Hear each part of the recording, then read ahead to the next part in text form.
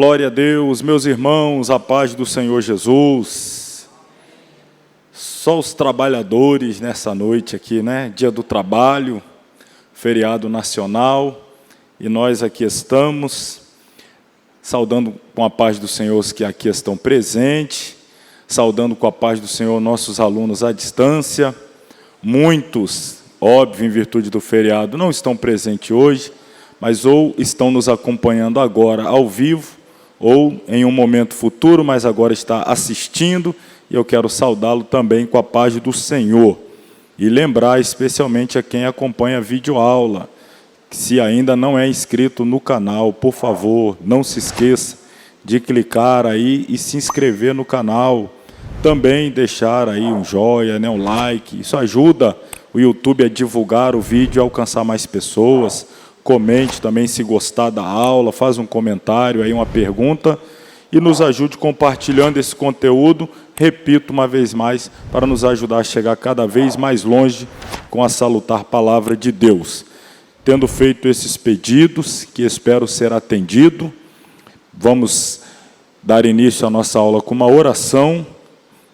Portanto, convido aos irmãos aqui que se coloquem sobre os pés, nós vamos orar e dar início à nossa terceira, também conhecida como penúltima aula dos livros poéticos. Querido Deus eterno Pai, damos graças ao Teu nome na noite deste dia, louvamos, exaltamos e bendizemos ao Senhor, por mais uma vez nos permitir estar reunidos na Tua casa, num dia como hoje, um feriado em que muitos tiveram oportunidade de ter um dia de descanso, de lazer, mas aqui o estamos encerrando na Tua casa, aprendendo mais a Tua palavra, razão pela qual Te adoro, Te exalto, Te glorifico, pedindo a bênção também sobre os alunos que à distância nos acompanham, alunos da Escola Teológica Shemar, de tantas partes deste mundo, ó Pai, não apenas do Brasil, mas também fora dele, que a bênção do Senhor os alcance, neste momento em que ele está assistindo, seja qual dia, qual momento for, mas que a bênção do Senhor seja sobre ele, iluminando os nossos entendimentos para compreendermos a sua palavra, aplicá-la ao nosso coração e ao nosso viver, a fim de glorificar em tudo o teu nome. Nós assim, ó Deus, pedimos, crendo que somos ouvidos e atendidos, pois oramos em nome de Jesus. Amém. Amém. Pode tomar o seu assento, irmãos. Sem delongas, vou buscar hoje ser objetivo, para ver se eu consigo liberar os irmãos mais cedo, ao invés de terminar a aula 9h30, ver se a gente consegue terminar em 9h28, 9h29. Tá bom? Acho que não foi muito bem sucedido nessa minha proposta, não, né? Mas vamos lá. Na aula passada, nós demos início ao estudo dos livros, ou melhor, dos Salmos.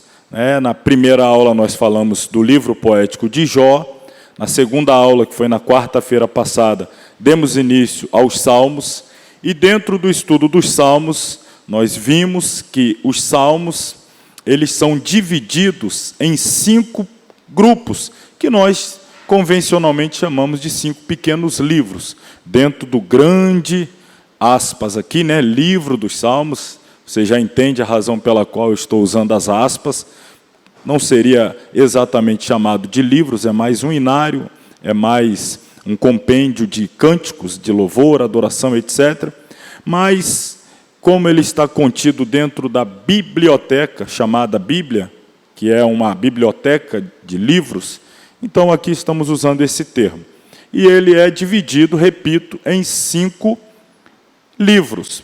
Livro 1, indo do Salmo 1 ao 41, falamos na semana passada e elegemos na semana passada o Salmo 1 e fizemos ali algum comentário. O livro 2, que são chamados Salmos do Templo, que vai do Salmo 42 ao 72, e dentro deste grupo nós falamos do Salmo 46, lembrando a ocasião em que ele foi escrito, dentro daquele episódio da tentativa de Senaqueribe em invadir Jerusalém e o grande livramento que Deus dera a Ezequias por intermédio de um anjo enviado que matou a 185 mil homens. E aí nós fizemos ali a interpretação do Salmo 46. O livro 3, que vai do Salmo 73 ao 89, cuja maioria deles são de Asaf e alguns outros escritores, como os filhos de Corá, e exatamente nós falamos na semana passada do Salmo 84, que fala da fome, a sede, o anelo pela casa de Deus. Embora os filhos de Corá fossem porteiros, mas estavam por demais satisfeitos com a oportunidade de estar à porta do que em qualquer outro lugar 1000 dias. E aí nós falamos sobre a importância, a relevância de ter a consciência do quão privilegiados somos nessa dispensação de termos livre acesso à casa de Deus, à presença de Deus. Aliás, em qualquer lugar acessamos a presença de Deus com o coração quebrantado, contrito, em sinceridade. Nós temos livre acesso à presença de Deus. E aí nós falamos um pouco sobre isso. E foi onde encerramos a aula da semana passada. Não sei se está dando bem para ver, mas hoje aqui está o livro 4, onde começaremos, o qual vai do Salmo 90 ao 106. E da mesma forma como fiz na semana passada, eu passo a ler aqui os títulos dos respectivos salmos e elegerei um para o nosso comentário. Então aí está na página 27, o Salmo 90, o assunto dele é o homem mortal e o Deus eterno. O Salmo 91 fala sobre a segurança de um coração confiante. Já o Salmo 92 tem como tema a justiça soberana de Deus. O Salmo 93, o Deus de santidade reina. O 94, somente Deus é nosso auxílio. O 95, louvor e paciência. 96, cantai um cântico novo. 97, Deus de julgamento e graça. 98, o porquê e o como da adoração. 99, o Deus de santidade. O Salmo 100 diz-nos que o Senhor é o verdadeiro Deus. Salmo 101, propósito nobre do rei. O 102, a oração do aflito. 103, o cântico de um coração transbordante. 104, a glória do nosso grande Deus. 105, as obras maravilhosas de Deus. E ainda o 106, fechando esta sessão, pecado e salvação.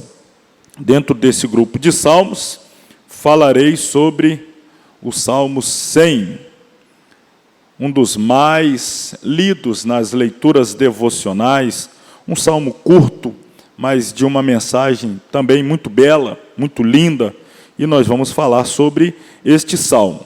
O Salmo 100, ele resume a ênfase sobre o governo soberano de Deus. É interessante que o salmista, ele já cantando, salmodiando, ele declara o governo de Deus sobre todas as coisas, a sua soberania sendo exercida sobre todo o universo. Alguns chamam-no, inclusive, de um salmo missionário, porque nos remete a levar a mensagem de Deus às nações. E isso é algo atípico quando nós falamos em Velho Testamento.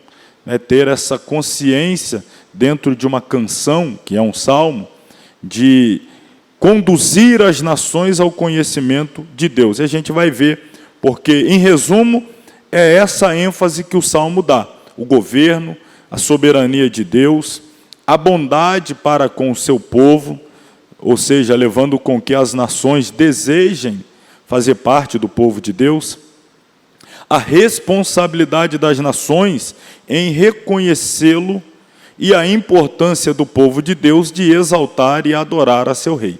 Se por um lado é importante que as nações reconheçam a Deus como Deus, nós temos também a responsabilidade de fazer com que as nações saibam que Deus é Deus, através da nossa vida, através da nossa conduta, através do nosso relacionamento. É claro que nós não podemos esquecer que o Salmo está sendo escrito por um hebreu, no período veterotestamentário, mas a mensagem de alcance do mundo não é uma mensagem exclusivista do Novo Testamento, não é uma mensagem neotestamentária apenas, mas os hebreus, o povo de Israel, infelizmente, foi muito negligente no tocante a levar a mensagem de Deus às nações. Pelo contrário, ela foi muito aberta a receber as mensagens das nações, permitindo que, de certa maneira, maculasse a sua santidade, a sua pureza, o seu relacionamento com Deus. Uma das razões pela qual a igreja aí entra em cena, ocupando esse lugar que outrora pertencia a Israel.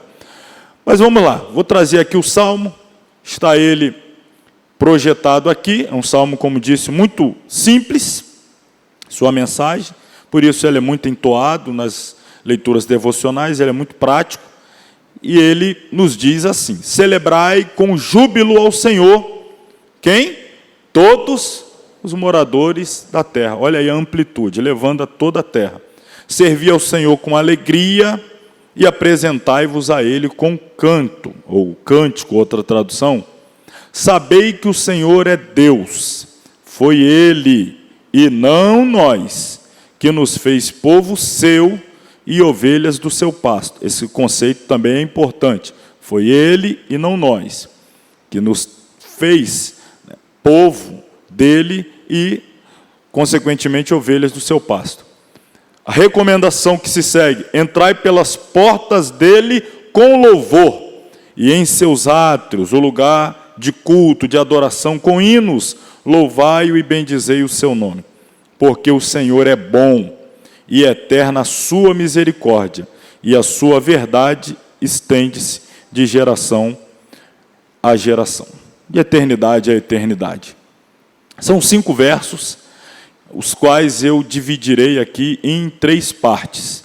Então, este salmo, ele tem 3, vamos dizer assim, 3 grandes mensagens. É claro que, fazendo uma exegese mais aprofundada, a gente alcançaria muito mais. Mas uma exegese assim mais superficial, nós podemos trazer aqui 3 grandes mensagens. A primeira, nos versos 1 e 2, alegria. O tema da alegria. O versículo 3, que é o ponto central, submissão, rendição. E o desfecho do Salmo, gratidão. Os versos 4 e 5. Então o Salmo começa nos conduzindo a uma vida de serviço alegre a Deus. Esse serviço alegre deve ser um serviço submisso, não podemos confundir, apesar da alegria, não devemos permitir ir para o caminho da insubmissão. Alegria, submissão e gratidão. Começando então, a alegria. É de se entender que o povo de Israel louvasse a Deus alegremente a plenos pulmões. Mas o salmista convida todas as nações. É esse aqui que é o grande detalhe. Todas as nações da terra louvaram o Senhor. Por quê? Porque exatamente era essa a responsabilidade de Israel. Apresentar o verdadeiro Deus, o Deus vivo, o Deus que não é uma imagem de escultura, o Deus que não é invenção de homens, mas conduzir todas as nações a adorar o verdadeiro Deus, todos os gentios. O salmista ele está trazendo à tona essa responsabilidade de Israel. Nós não podemos ser influenciados, precisamos ser uma influência. Nós não devemos, em hipótese alguma, nos curvar aos outros deuses, mas devemos conduzir todas as nações a se curvar ao nosso, pois Ele é o único e verdadeiro Deus. Por isso o convite a que todas as nações louvem alegremente, com entusiasmo a Deus. Israel recebeu essa missão. Sabemos todos já que não cumpriu. Já disse aqui, repito, ao invés de influenciar, foi influenciado.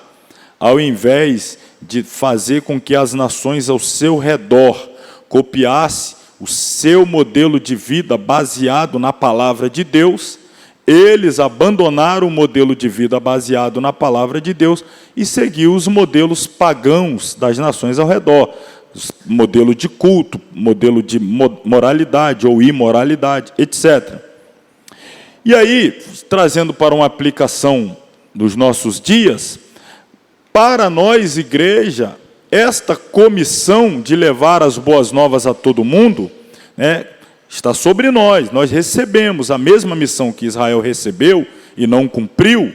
Hoje, a expectativa do céu está sobre a igreja, de levar as nações a se curvarem diante do Senhor.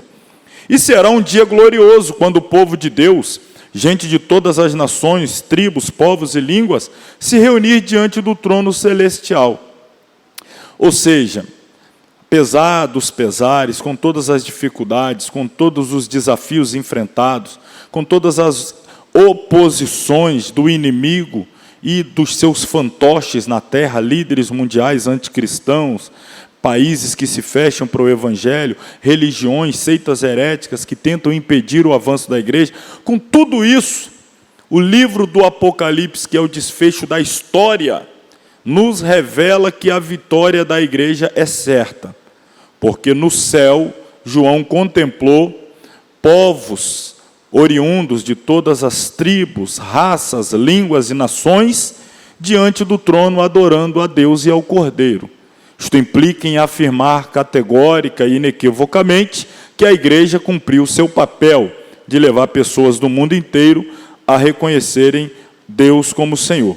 Então, essa adoração que a igreja deve sincera e verdadeiramente prestar a Deus, conduz ao serviço, e o verdadeiro serviço é uma forma de adoração. Ainda hoje, por mais que se bata nessa tecla, aliás, que eu acho até que bate-se muito pouco, muito menos do que deveria, qual tecla? A tecla de que a adoração não se resume à música, a cantar, a louvar. Louvar é uma faceta, é uma forma de adoração, não é a única, é uma. Eu adoro a Deus louvando, eu adoro a Deus obedecendo a sua palavra, eu adoro a Deus renunciando ao pecado, eu adoro a Deus cumprindo a missão. Ou seja, adorar a Deus é muito mais abrangente. Está desvinculada do exclusivismo da adoração pelo louvor. O louvor é uma forma de adoração, não a única. Então, adorar a Deus servindo. E nós estamos sendo convidados a adorar a Deus através do nosso serviço prestado a Ele na evangelização, na obra missionária, no cuidado e no zelo com a casa de Deus, né, na manutenção da limpeza do ambiente que é separado exclusivamente para adoração a Deus, é forma de adoração. Toda forma de devoção prestada a Deus é uma expressão de adoração. A forma como o marido trata a esposa o marido, ambos os filhos, é uma forma de adoração, porque nós estamos ministrando àqueles que nos cercam e nos veem, que nós somos regidos pela lei de Deus e obedecemos, né, alegremente. Então, Deus é adorado quando um crente obedece a sua palavra. Aliás, voltando àquela questão que foi palco do confronto entre Saul e Samuel, quando Saul tentou justificar a sua desobediência, oferecendo sacrifícios. Imaginava ele, o meu ato de adoração, que é o sacrifício de animais, vai servir como uma borracha para pagar a minha desobediência. Eu desobedeço, mas oferto. Desobedeço e oferto. Desobedeço e ofereço um sacrifício. É como se a oferta do sacrifício fosse o pagamento da desobediência. E o que é que ele ouve de Samuel? O que Saul vai ouvir de Samuel, né? Samuel vai dizer: Saul, você acha que Deus, se fosse colocar em escalas de prioridade, Deus prioriza mais o sacrifício do que a obediência? Na escala de prioridade para Deus, muito mais vale o obedecer do que o sacrificar. Então a pessoa pode oferecer sacrifício e não obedece, não está adorando a Deus. A outra que obedece, talvez não necessariamente ofereça sacrifícios, mas está sendo recebido como um ato de adoração à sua obediência. É claro, se puder aliar os dois, melhor ainda, potencializa. Obediência e sacrifício. Mas se fosse para colocar em escala de prioridade, para Deus o melhor é obedecer. Então a expressão de adoração é obediência. E aí entramos nesse ponto. Submissão. Só se submete quem obedece. Só se submete quem quer honrar a Deus cumprindo a sua palavra, vivendo a sua lei. O versículo 3 diz, né? O verso 3, diz sobre isso, né? Sabei que o Senhor é bom. Foi Ele, e não nós, que nos fez povo seu e ovelhas do seu pasto. Então, o verbo aqui, saber, significa ter conhecimento adquirido pela experiência. Confessamos abertamente a outros aquilo que experimentamos no coração e damos testemunho de nosso Deus glorioso.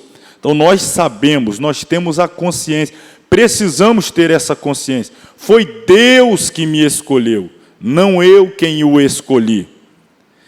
Às vezes a gente usa a expressão, que é muito prática para a nossa compreensão, mas teologicamente não seja mais correta, quando dizemos, aceitei a Jesus, quando na verdade é Ele que nos aceita, não é?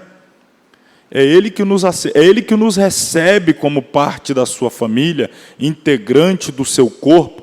Nós vamos a Ele com as nossas impurezas, falhas, pecados, nos rendemos e Ele nos recebe, Ele nos aceita. E por que Ele faz isso? Porque lá na cruz Ele já demonstrou por nós o seu amor, derramando o seu sangue. Então lá Ele já estava revelando a escolha dEle pelos marginalizados, pelos perdidos, pelos pecadores, pelos piores da terra. Estes só precisam reconhecer. Ele me recebe, Ele me aceita. Se eu for a Ele, Ele está de braços abertos para me receber. Não confundamos o fato dEle nos receber como vamos, de que Ele se satisfaz em nos deixar como estamos. Ele nos recebe da maneira como a Ele vamos, mas nos ama tanto que se recusa a nos deixar como estamos. Ele vai nos enviar o Espírito justamente para dar a condição de mudarmos, de sermos transformados, de sermos, vamos dizer assim, como aquele trabalho de uma escultura, né? Um escultor que pega uma pedra bruta e vai esculpindo, o Espírito Santo vai fazendo isso, transformando a pedra bruta que somos nós, o grosso, arrancando a grosseria, arrancando as mazelas, as impurezas, para ir talhando a pedra e nos fazendo a imagem de Cristo. A gente chega a pedra bruta, que alguém olha e fala, vou fazer o que com essa pedra bruta? Não presta para nada. Mas ele diz, não, mas o Espírito Santo sabe trabalhar e vai fazer isso aí ficar parecido comigo. Vai fazer uma obra aí, uns demora mais, outros demora muito mais, outros demoram muito, muito, muito mais. Não vou dizer que ninguém demora menos, não. Demora. Pelo menos no tempo de homem, demora. É um processo, nunca acaba. Nunca acaba. A gente está sempre sendo trabalhado para ser formado à imagem de Cristo. Só vai chegar ao fim quando o arrebatamento acontecer. Aí, finalmente, será concluída essa obra. Então, temos que ter esse conhecimento. Isso, irmãos, é um gesto de humildade. Porque pode ser,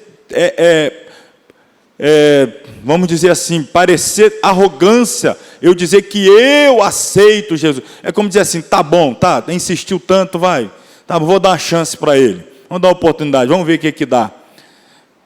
Sou um pouco arrogante, eu, pecador miserável, estou dando uma oportunidade a ele, vou aceitá-lo.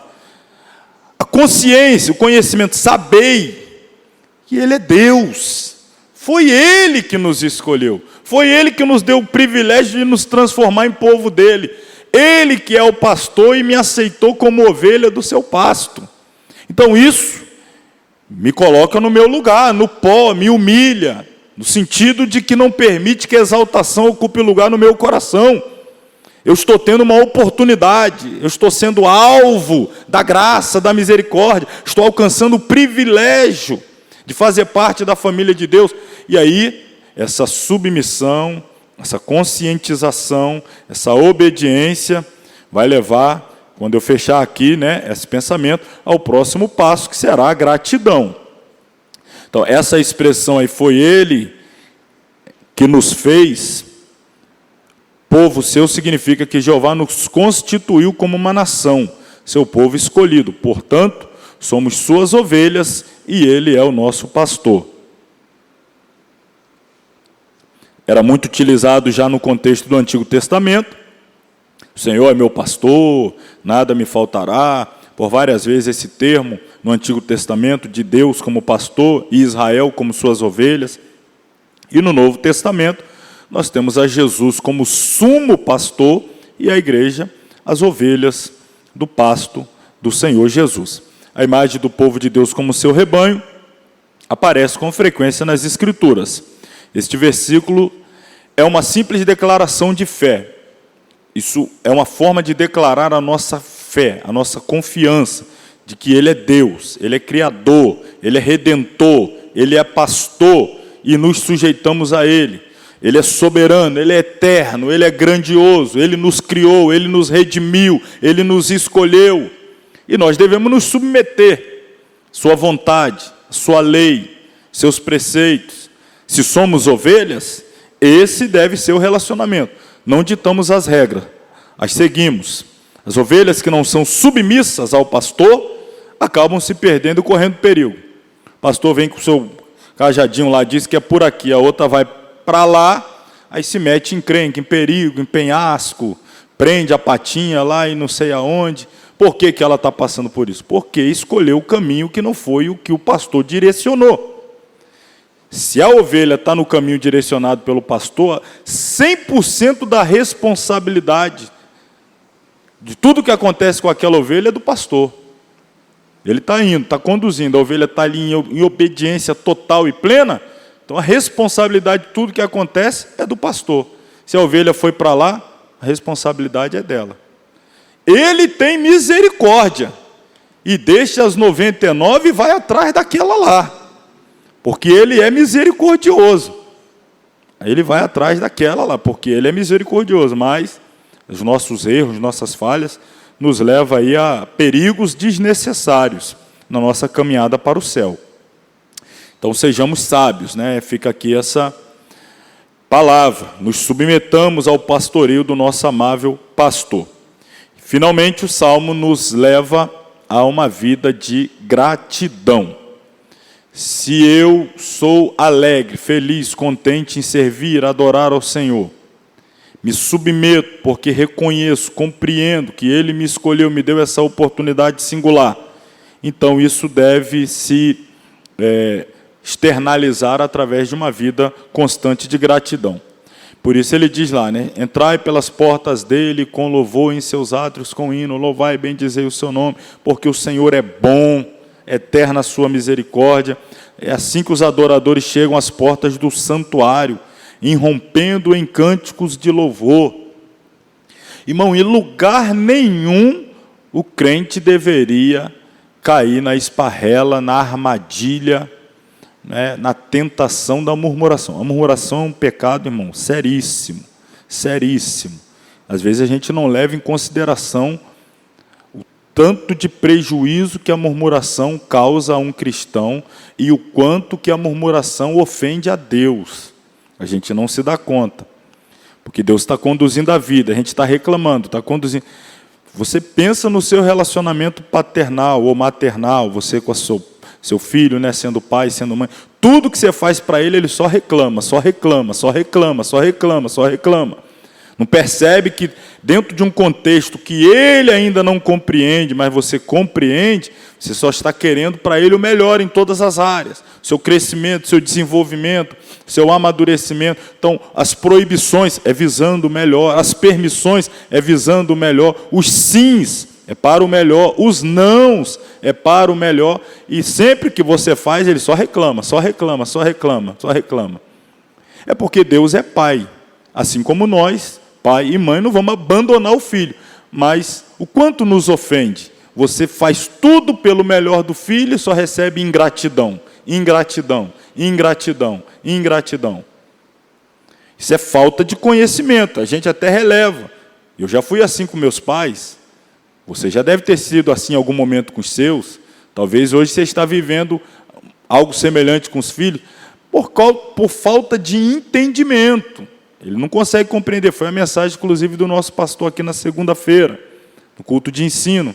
Essa falta de clareza espiritual, de entendimento espiritual. É isso que Deus espera que nós tenhamos, uma mentalidade espiritual, confiar nele. Ele é Deus, ele sabe de todas as coisas. É aquela história, né? Ele conhece, ele está vendo depois da curva. Você mal, turvamente está vendo a reta, embaçadamente está vendo a reta, ele já está vendo lá depois da curva. A gente tem que confiar, acreditar.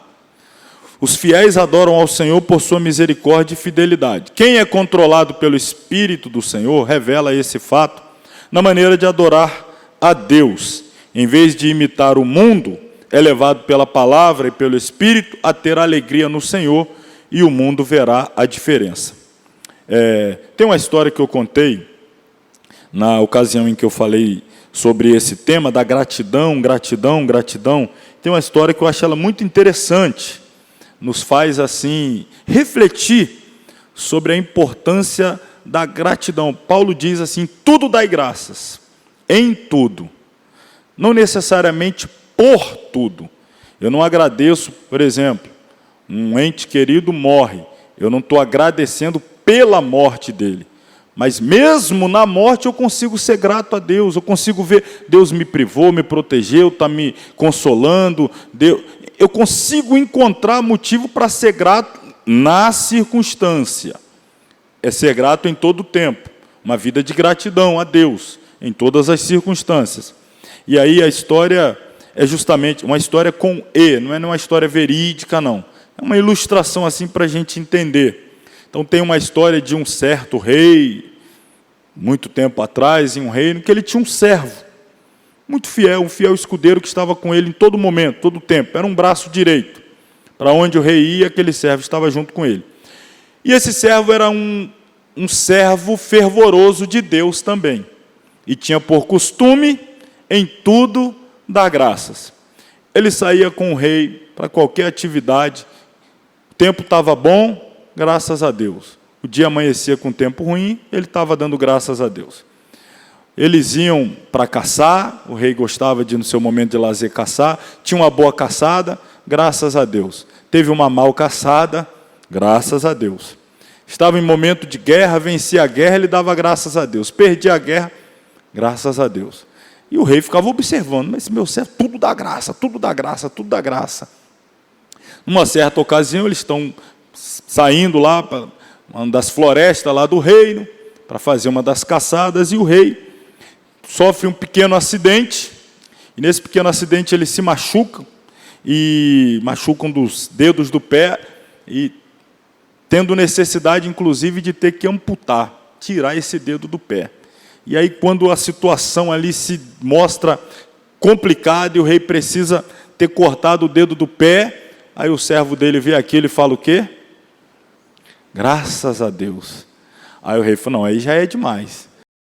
Poxa, eu machuco aqui, me machuco, perco um dedo, sou mutilado aqui, e tenho que ouvir meu servo dando graças a Deus. Pediu os demais servos que pegasse ele e lançasse ele na prisão. Você vai para a prisão, não gostei disso não, foi um ato de insubmissão, foi um ato de irreverência contra o rei, dá graças a Deus por um acidente, vai para a prisão. O servo, então, foi informado que ele seria levado à prisão. E aí ele disse, graças a Deus, foi para a prisão. Passou um tempo, o rei voltou lá nas suas expedições de caça, gostava de fazer isso, e acabou se perdendo na floresta, foi parar no meio de uma tribo de índios, daqueles autófagos que chama, né, os famosos canibais. Todo mundo conseguiu escapar e o rei foi pego, capturado. A turma pegou ele, levou lá para o caldeirão, já começou a esquentar, jogar o tempero ali. Quando desnudou o rei para jogar no caldeirão, fez a inspeção do rei, quando olhou o pé, faltava um dedo. Não, a gente não costuma comer mutilado aqui não.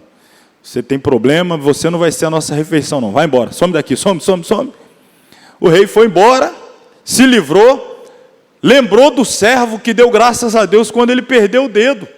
Aí ele, rapaz, não é que ele estava certo, graças a Deus que eu perdi o dedo.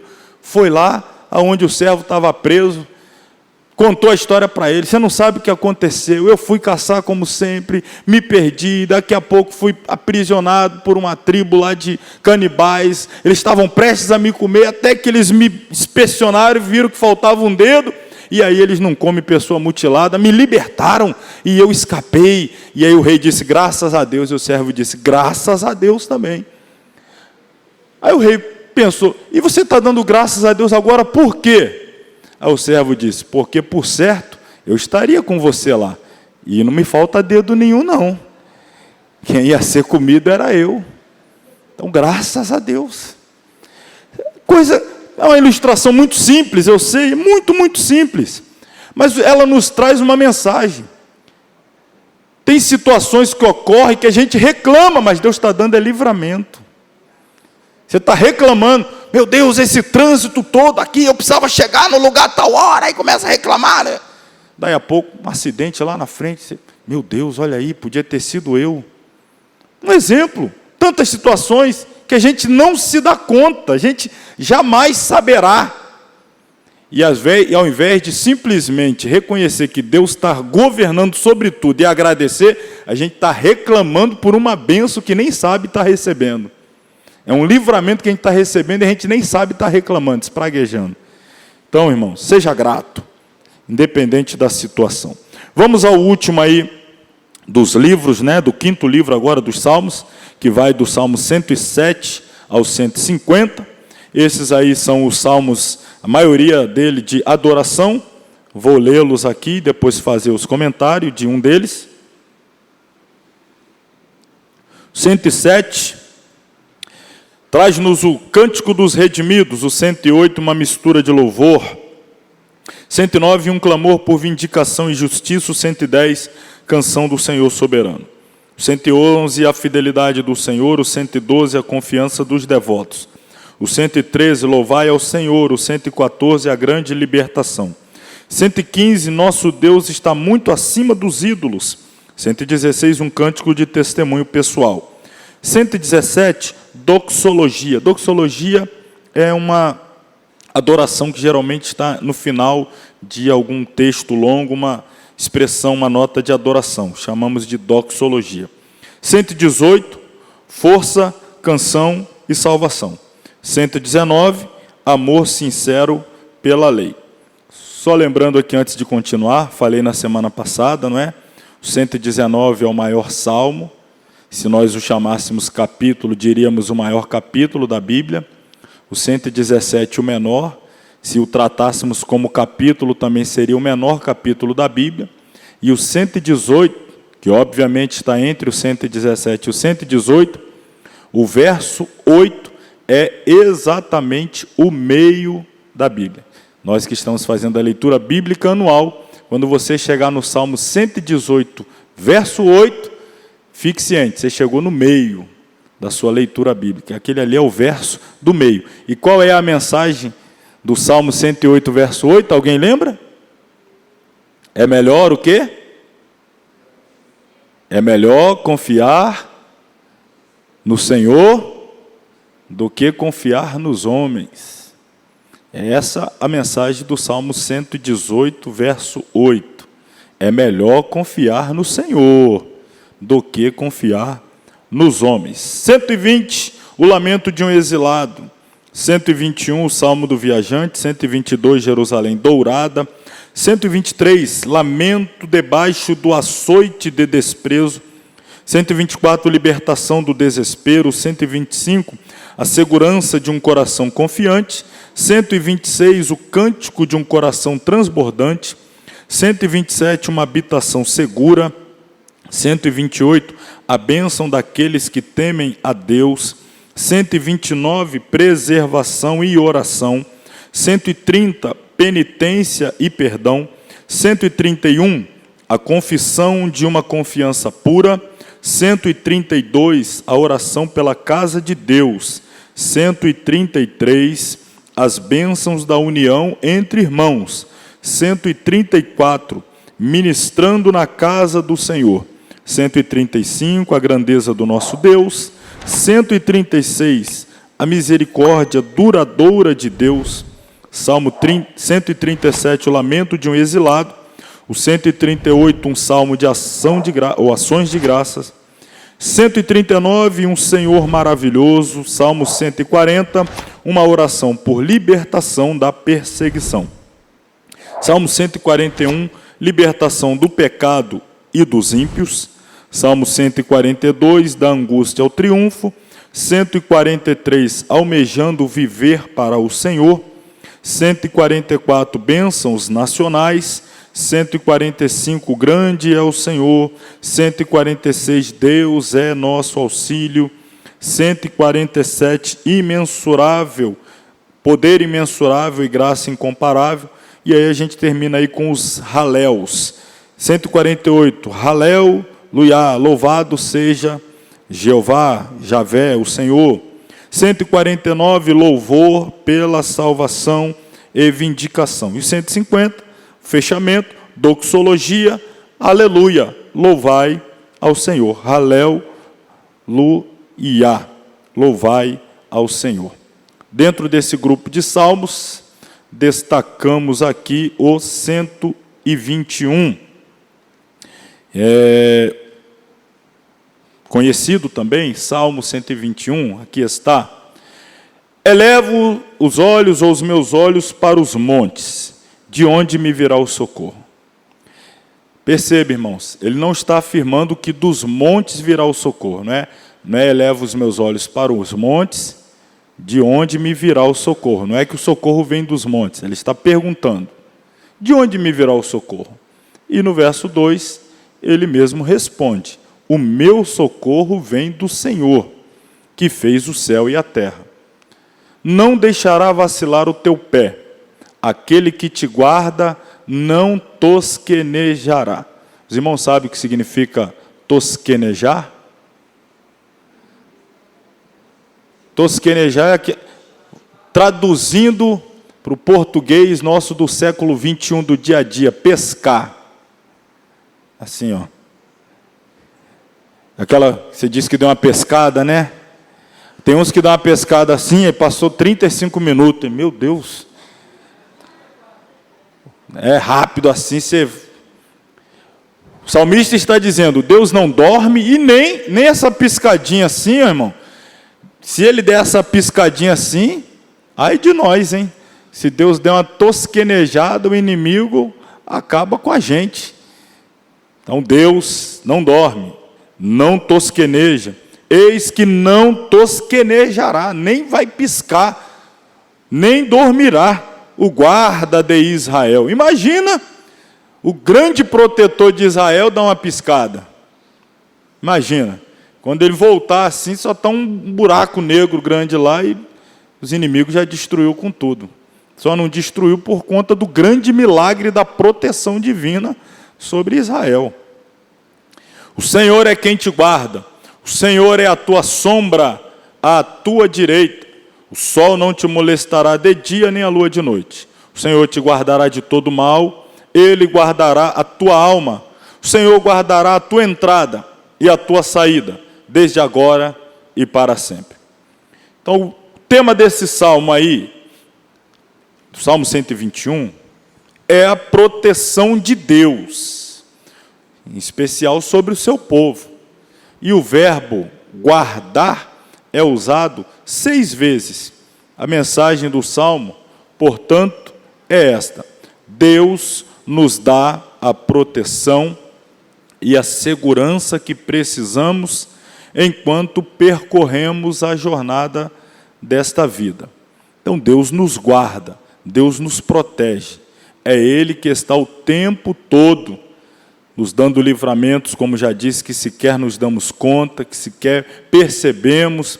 É Ele que tem protegido o seu povo Israel desde sempre, a sua igreja.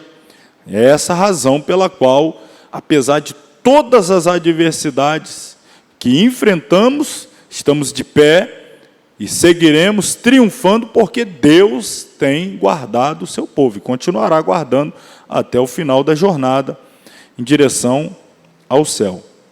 Então nós vamos dividir esse salmo aqui em 4 partes. São elas. Primeiro, versos 1 e 2. A criação do meu Pai está diante de mim. Versos 3 e 4. Os olhos de meu Pai estão sobre mim. Interessante. O 1 e 2, ele está dizendo: eu estou olhando para a criação do meu Pai. E o 3 e o 4, o meu Pai está olhando para mim. Enquanto eu contemplo as suas obras e glorifico a Ele pela sua criação, o olhar dele está sobre mim, protegendo, guardando. 5 e 6, a presença de meu Pai está junto a mim. Finalmente, o cuidado de meu Pai está ao meu redor. Então, eu estou contemplando a criação, o meu Pai me contempla, eu sinto a presença dele junto a mim e o cuidado dele ao meu redor. A criação de meu Pai está diante de mim. O Salmo, lembrando, começa com a questão: elevo meus olhos para os montes, de onde me virá o socorro? Se Jeová criou os céus e a terra, então é um Deus de poder, soberania e glória, e não temos nada a temer, coisa alguma a temer. Satanás e seu exército demoníaco podem estar trabalhando contra os cristãos, mas este mundo ainda pertence ao Senhor. Ou seja, o domínio, a soberania, o governo ainda está sob as rédeas de Deus. Quando os israelitas olhavam acima dos montes, percebiam a proteção do grande Deus que havia criado todas as coisas. Lembrando que dentro do contexto da época, as cidades que estavam edificadas sobre montes eram cidades que já tinham uma fortaleza natural. Era mais difícil invadir e conquistar uma cidade que está edificada sobre um monte. Os inimigos tinham que subir até lá e era mais fácil se defender lá de cima com flechas, catapultas, aquela lançar grandes pedras de moinho e tal. E algumas cidades tinham proteção dos muros, era murada, mas aí a questão de ser murada já é um trabalho da mão humana. Já os montes é o trabalho da mão de Deus. Então, era uma proteção natural. Só que o salmista está dizendo assim: ainda que eu esteja numa cidade murada, a proteção humana, ainda que ela seja cercada por montes, proteção natural, mas a minha confiança está em quem criou todas as coisas. O meu socorro eu espero vir do Senhor. Eu não coloco a minha confiança naquilo que eu construí, muros, e também nas condições naturais que me cercam. A minha confiança está inteiramente depositada no Senhor. Tudo no céu e na terra dá testemunho do grande Criador, que também é o nosso Pai Celestial. Quando a pergunta, então por que temer? De maneira que os israelitas, lembrando, apesar de toda essa proteção natural, mas eles tinham a segurança dele posta, o verdadeiro israelita, o fiel, a sua segurança posta no Senhor. Faz lembrar aqui até o profeta Eliseu, que diante do cerco, a casa dele estava em cima do monte, e lá embaixo o cerco dos exércitos da Síria. O moço saiu e olhou lá para baixo e viu a cidade cercada. E aí gritou: meu Senhor, o que faremos? E o Eliseu faz a oração: Senhor, abre os olhos do moço para que ele veja. Quando os olhos de Geazi são abertos, ele vê que a proteção que eles têm é o quê? Os carros e cavalos de fogo que estão ao redor de Eliseu. Então o inimigo está lá embaixo, o monte, estão lá embaixo, rodeando o monte. Mas quem é que está rodeando o servo de Deus Eliseu? Os carros e os cavalos de fogo. A nossa confiança deve estar no Senhor. Os olhos do meu Pai estão sobre mim. O termo traduzido por vacilar, não deixará vacilar o meu pé, significa escorregar, derrapar, cambalear, ser abalado. Um peregrino facilmente poderia cair, sofrer uma fratura ao caminhar em direção a Jerusalém. Era uma cidade edificada sobre montes. Por isso que a gente, sempre que lê a Bíblia, o termo subindo para Jerusalém, subindo, porque geograficamente era elevado. O Senhor, porém, preocupa-se em proteger os passos do peregrino. O verbo guardar tem o sentido de proteger e é usado aí 6 vezes neste salmo. O Senhor prometeu guardar a Jacó, que se tornou o pai das 12 tribos de Israel, e também protege os descendentes de Jacó. O Senhor hoje tem guardado e protegido aqueles que compõem seu Israel espiritual. Falo, óbvio, da igreja viva do Senhor Jesus Cristo. Penúltima parte da divisão desse salmo: a presença de meu Pai está junto a mim. Aquele que nos guarda não está apenas assentado em seu trono, nos vendo lá do alto, mas também está junto de nós, para nos proteger de todo mal. Isso não significa que os cristãos obedientes nunca enfrentam dificuldades e perigos, ou que nunca sofrem dores físicas e emocionais. Aqui, irmãos, isso é sério, porque é uma área que o inimigo ataca muito os cristãos hoje. Aliás, não é só hoje, desde sempre. Mas parece que há uma fragilidade emocional, psicológica. Há uma fragilidade maior nos dias atuais, em muitos cristãos. Parece que havia uma fortaleza maior nos cristãos primitivos, um campo de força maior, vamos imaginar assim, que davam a ele mais firmeza nesses ataques psicológicos, emocionais, e hoje a gente percebe uma fragilidade. Claro, o contexto de mundo é outro, mas enfim, o que eu estou falando quando o fato de que Deus me protege, me guarda, te protege, te ama, te cerca, isso não significa que você não enfrentará, eu não enfrentarei lutas. Não significa que eu e você não enfrentaremos dificuldade. Muitas vezes, lutas e dificuldades vêm da parte de Deus para promover o nosso crescimento. Não é punição, é oportunidade de crescimento. Deus coloca desafios, provas, lutas, para que a gente amadureça, cresça e fortaleça. Às vezes Deus tem um ministério com alguém para aconselhar pessoas que sofrem decepções, então Deus vai permitir que essa pessoa sofra decepções, para que ela tenha autoridade para ministrar a pessoas que sofrem decepções. Um exemplo, a pessoa vai ministrar a um grupo de pessoas que são sempre atacadas por frustrações. Deus vai permitir que essa pessoa que ele está preparando para ministrar sofra e vença frustrações, para que ele tenha autoridade e capacidade de ministrar.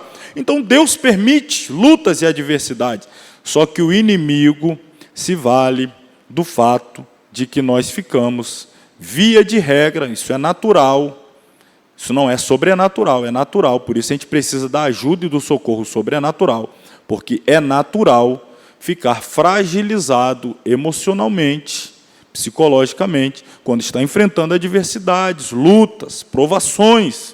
E o inimigo se aproveita, porque ele é covarde, ele é assim. Ele usa a boca de alguém como, vou dar um exemplo muito clássico. Lá está Jesus pendurado na cruz, por amor da humanidade, em plena e total obediência à vontade revelada de Deus. Aí o inimigo usa alguém para se aproximar de Jesus no alto da cruz e dizer a seguinte expressão: olha aí, não disse que Deus era pai dele? A situação que está. É nessa situação que um filho de Deus fica? Se Deus de fato é seu pai, desce da cruz. É mesmo, né? Se Deus é meu pai, eu nessa situação. Puxa, é verdade, tem razão. Como é que pode o filho de Deus enfrentando uma luta dessa? Não faz sentido mesmo, não tem lógica. Olha aí, quantos entram por esse caminho? O inimigo sobe. Você não é fiel? Você está em pecado? Não, não estou. Você não é fiel? Igual o Jó. Tá tudo bem? Faz um checklist da sua vida. Está tudo ok? Faz uma introspectiva. Está bem com Deus? Como é que você está vivendo isso? Não, não aceito isso não pode e tal. E a pessoa fica naquela batalha, naquela guerra. E o inimigo, se ele perceber que está tendo campo aberto, a pessoa está vivendo aquele conflito, tá? Aí que ele entra valendo mesmo. Ele percebeu que a pessoa ficou mais fraca e não, agora vou diminuir a carga, tadinho. É o inimigo, né? Repensa, tadinho, dobra a carga aí, estamos tendo êxito. Ataca mais veemente. Então, irmão, não significa que cristãos obedientes nunca enfrentam dificuldades e perigos, ou que nunca sofrem dores físicas e emocionais. Não significa. O que diz o salmista? Muitas, olha que expressão, muitas são o quê? As aflições do ímpio.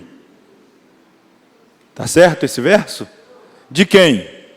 Do justo. Muitas são as aflições do justo, mas o Senhor os livra de todas. As aflições existem, são realidades, não são poucas, são muitas. É na área física, é na saúde, é nas emoções, é na família, é nas finanças, são muitas.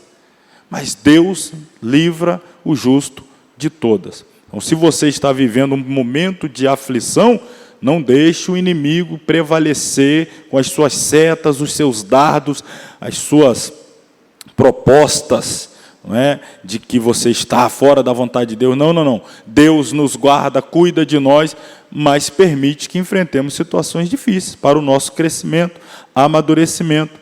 As coisas que Deus permite que aconteça conosco, dentro de sua vontade, podem causar dor, mas não nos farão mal. Todas as coisas, todas, cooperam para o bem daqueles que amam a Deus. É preciso ter uma mentalidade espiritual para conseguir contemplar algum benefício no meio da dor, de um sofrimento, de uma perda, de uma enfermidade, de um desemprego, de uma calúnia, etc. Por aí vai. Aflições.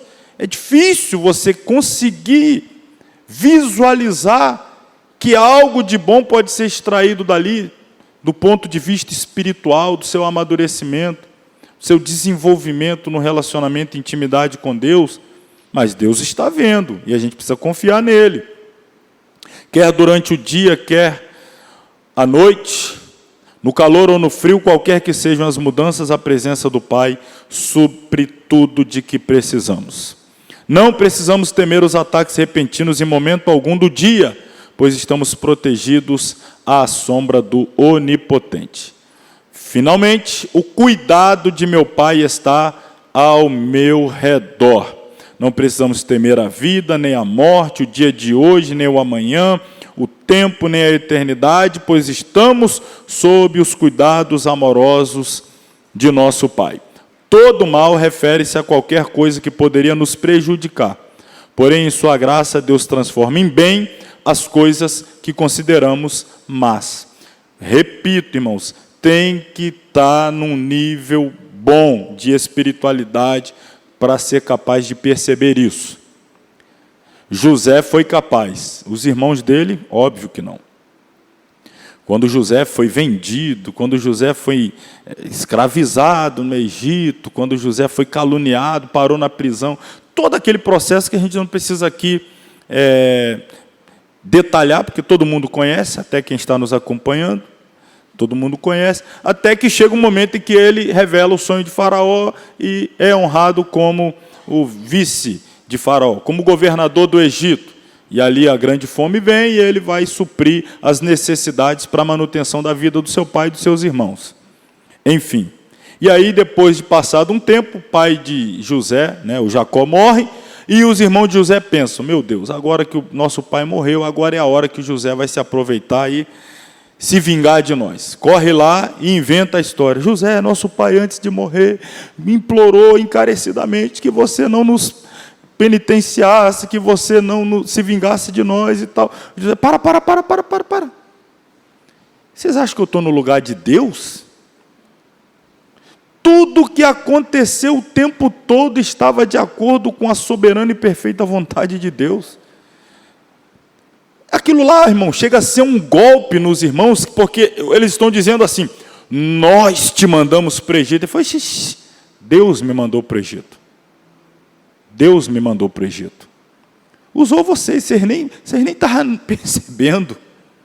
Vocês nem estavam se dando conta, mas Deus usou vocês. Foi Deus que me mandou, não foi vocês. Vocês não, Ele está dizendo, irmão, isso é tremendo. Vocês não têm poder sobre a minha vida, não. Foi Deus que me mandou para cá. O instrumento que Ele usou, por acaso, foi vocês. Mas não foi vocês que me mandaram para cá, foi Deus. Para que no dia de hoje, vocês comessem na minha mão, né? Vocês precisam de mim para sobreviver. Claro que Ele não lançou em rosto dessa forma que eu estou dizendo. Isso não é típico de um cristão. Mas na prática é o que aconteceu. Ele foi na frente para ele ser o responsável por preservar a vida do próprio povo, da nação de Israel, das 12 tribos ali, os filhos de Jacó. Então ele tinha essa consciência.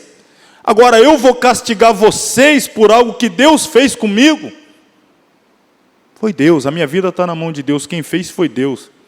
E é tão interessante que, é claro, não diminui, já disse isso em outra ocasião, só relembro, não diminui em hipótese alguma o sofrimento vivido por José naqueles 13 anos.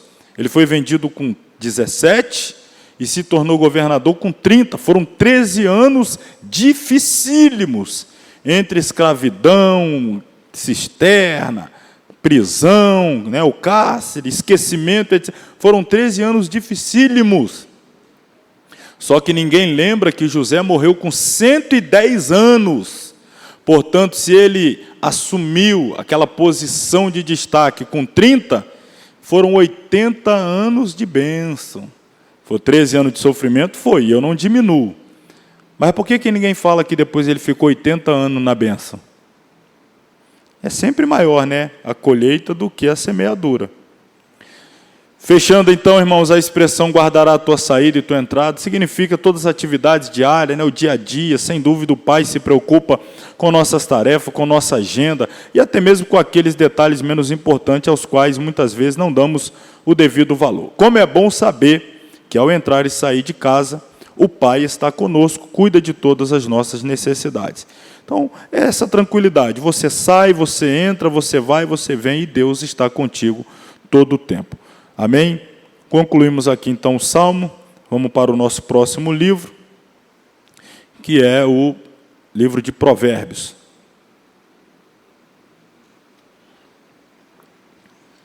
Capítulo 3, página 31. Provérbios. Autor: Salomão, rei de Israel. Era filho de Davi e Batseba. Ele reinou por 40 anos, entre 970 a 930 a.C., assumindo o trono quando tinha cerca de 20 anos de idade. Sem dúvida, influenciado pelos salmos escritos por seu pai, Salomão nos deixou mais livros do que qualquer outro escritor do Antigo Testamento, excetuando-se Moisés. Vale a pena até perguntar, né? Quantos livros escreveu Moisés? 6, né, irmãos? Parece provável que Cantares de Salomão tenha sido escrito quando ele era um jovem romântico. Provérbios, quando estava mais maduro e no auge de seu poder, e Eclesiastes, quando já estava mais idoso. Então, nós vamos ler agora, hoje, e na quarta que vem, que será a nossa última aula, esses 3 livros de Salomão: Provérbios, Eclesiastes e Cantares. Mas já estou aqui te informando que a ordem de escrita dos livros foi: Salomão primeiro escreveu Cantares, depois Provérbios e, por último, Eclesiastes. Só que na ordem canônica aqui é diferente, né? A gente lê Provérbios, Eclesiastes e, por último, Cantares. Mas aqui segue como ele produziu. Seguindo aí, seu poder não se mostrava em campos de batalha, mas no domínio da mente, meditação, planejamento, negociação e organização. A reputação de Salomão para a sabedoria provém não apenas de seus resultados práticos, como no caso da disputa de um bebê, né? Ali ficou muito claro a sua sabedoria extraordinária, mas também de declarações diretas das Escrituras. 1 Reis 3,12, Deus diz: eis que te dei um coração tão sábio e entendido, que antes de ti igual não houve, e depois de ti igual não se levantará. Então, por que razão nós afirmamos que Salomão foi o mais sábio? porque simplesmente Deus assim diz. Ponto final. Em 1 Reis 4,31, ele é considerado mais sábio do que todos os homens, seguindo uma citação de vários nomes de homens sábios para comparação.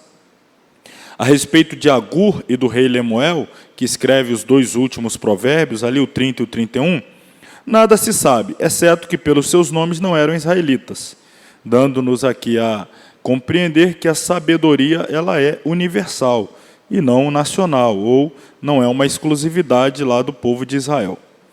A visão panorâmica do livro de Provérbios. O livro de Provérbios é uma coleção de avisos e conselhos com a intenção de orientar as escolhas práticas e morais do leitor. Interessante, irmãos, eu destacaria, tá? Eu lhe pediria para destacar isso aí, sublinhar ou marcar aí com marca-texto. Nós estamos afirmando que o livro de Provérbios, ele se trata de uma coleção de avisos, conselhos. E qual é a intenção? É orientar escolhas práticas e escolhas na área moral do leitor. Por que eu peço para que você destaque isso? Provérbios talvez seja um dos livros menos religiosos da Bíblia. Menos religiosos. O que eu quero dizer com um livro menos religioso?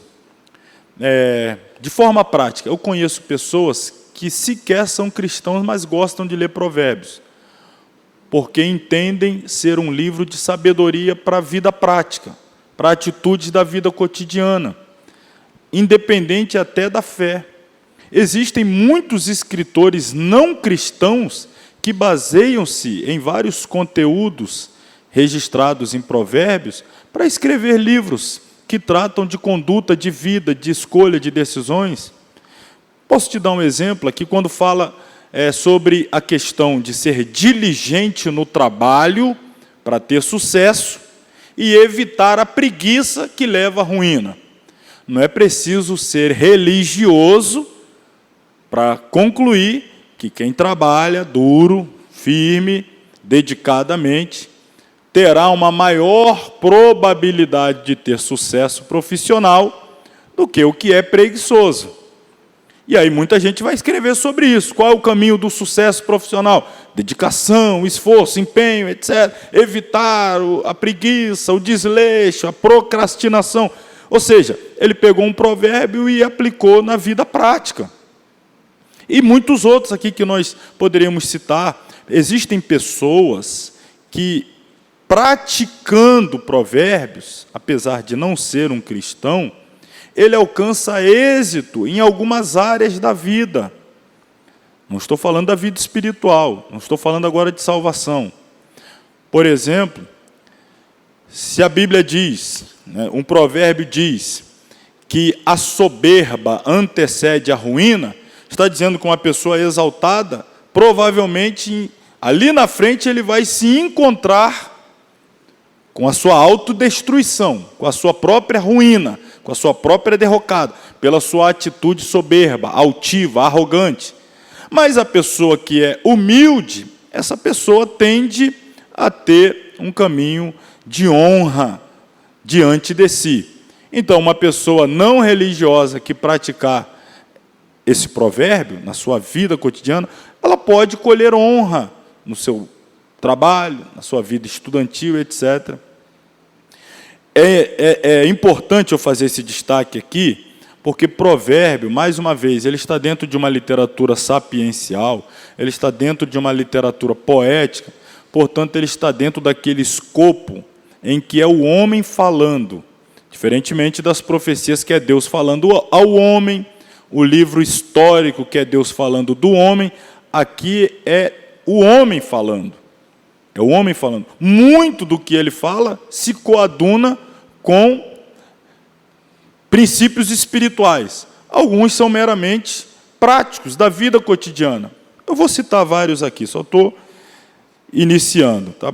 Os ditados tocam em uma grande variedade de assuntos, tais como relacionamentos interpessoais, atitudes para com o trabalho, riqueza, pobreza, criação dos filhos, enquanto os princípios gerais tomados em Provérbios têm aplicação universal. Sua significação nas Escrituras está definida pela visão única de Deus na Bíblia. O Deus do Antigo Testamento é uma pessoa viva e ativa, aquele que, como juiz moral do universo, supervisiona as consequências das escolhas morais humanas. Assim, o indivíduo que faz o que é certo e bom pode esperar ser abençoado. E o indivíduo que pratica o erro ou o mal pode esperar desapontamento e infortúnio. O indivíduo que verdadeiramente teme a Deus, no sentido de lhe ter em grande respeito, fará prudentes escolhas e pode esperar viver uma vida segura e feliz. Enquanto provérbios específicos e porções de sabedoria prática têm paralelos em outras sabedorias antigas, a visão fundamental de Deus e da sabedoria, como uma justiça baseada na fé, distingue a literatura bíblica de sabedoria. Claro que a gente vai falar daqui a pouco que o temor do Senhor é o princípio, é a base, é o pavimento para a construção de uma vida sábia, é a base. Mas alguns princípios que são praticados tendem a trazer como resultado aquilo que está vinculado a esse princípio. Eu gosto de citar como exemplo, às vezes a pessoa vai fazer um concurso público, vai concorrer a um cargo público, ou antigamente chamava vestibular, hoje é o Enem, etc. Aí vai lá concorrer a uma vaga lá, o ímpio e o crente vão concorrer, como muitos ímpios, muitos crentes. Só que o ímpio, ele aplica um provérbio, ele é diligente, ele é dedicado, ele é esforçado. Quem assim é, pode esperar ter como retorno bom resultado. Ele estuda, acorda cedo, tem uma disciplina no estudo e tal e tal. O crente não, o crente fala assim, se Deus quiser eu vou passar nesse mistério aí.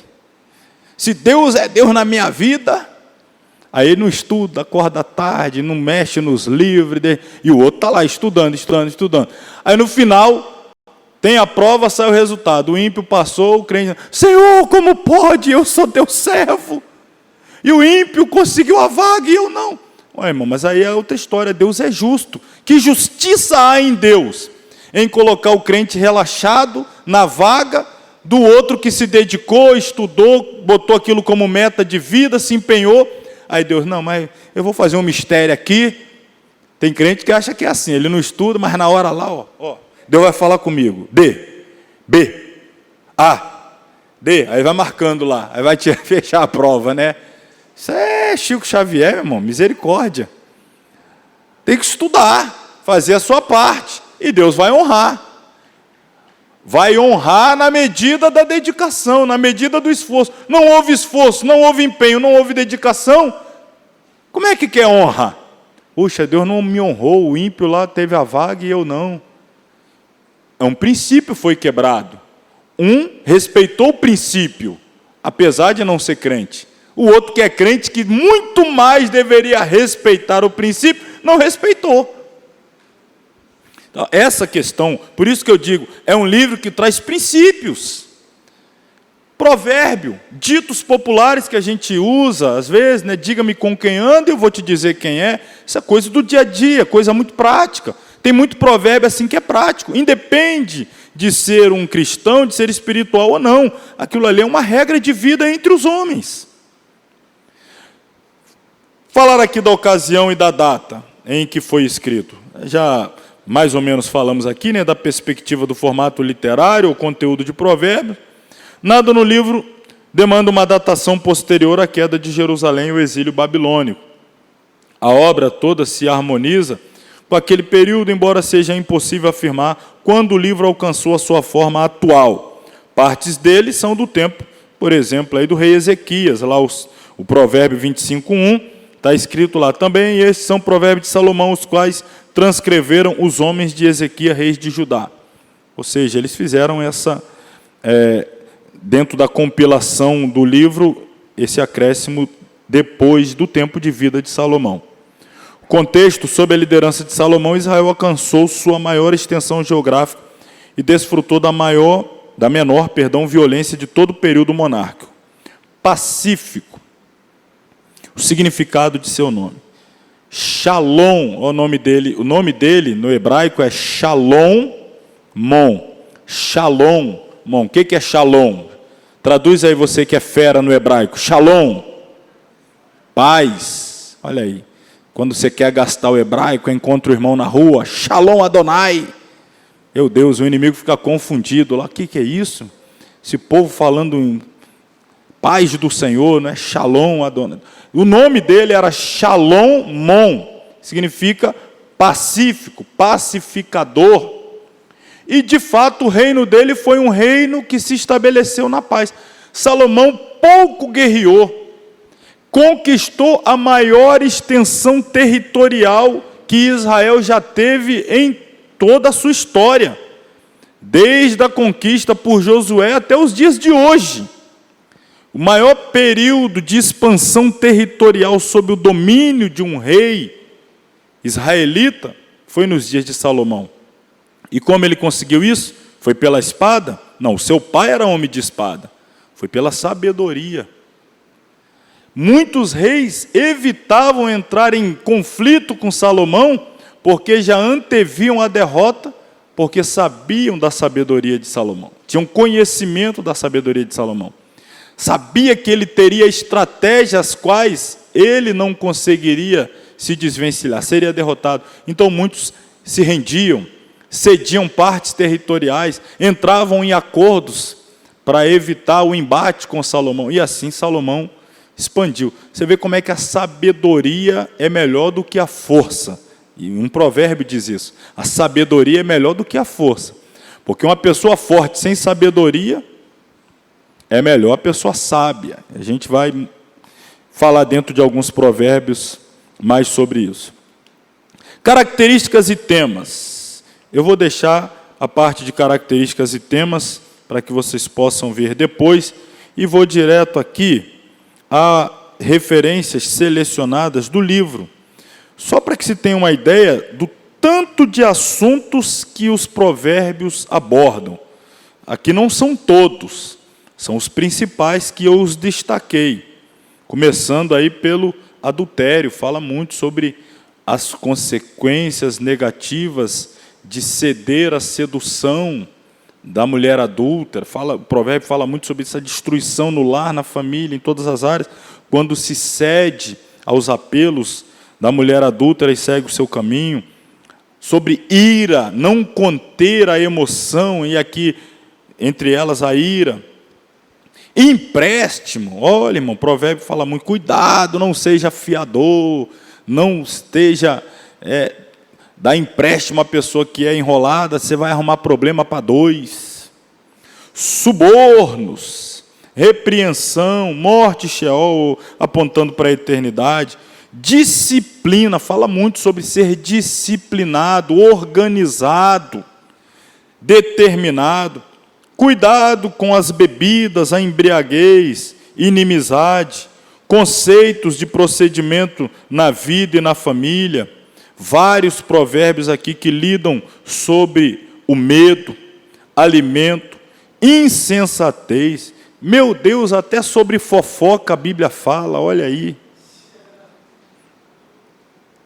Amor, pobreza, orgulho, riqueza, pecado, sono, preguiça, os caminhos, a esposa e, claro, deixei por último, mas não é o menos importante, sabedoria.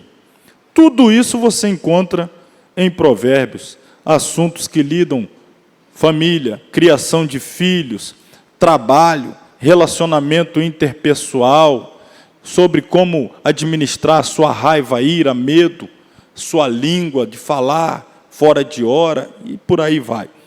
Vamos lá, vamos aos apontamentos aqui. A verdadeira força e beleza do livro ocultam-se no sentido real da palavra, que é a palavra-chave em provérbio. Qual palavra é? Sabedoria. Não devemos confundir sabedoria com inteligência. São coisas distintas, já explicarei. Aliás, o tema central de Provérbios é sabedoria para um viver justo. Ou seja, colocar em prática a sabedoria. Sabedoria esta que começa, o primeiro passo, o primeiro degrau, ou sequer degrau, o pavimento mesmo, a base, a submissão humilde do crente a Deus. Daí flui para todas as áreas da sua vida. O temor do Senhor é a base.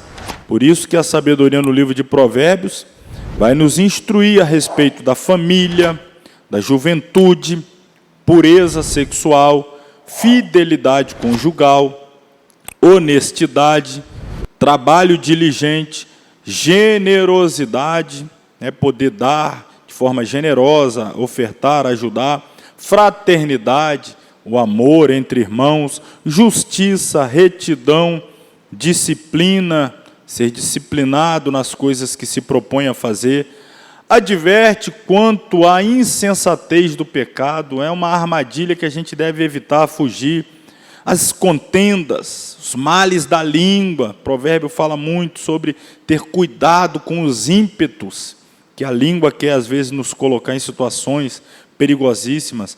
Imprudência, bebedeira, glutonaria, concupiscência, imoralidade, falsidade, preguiça, cuidado com más companhias.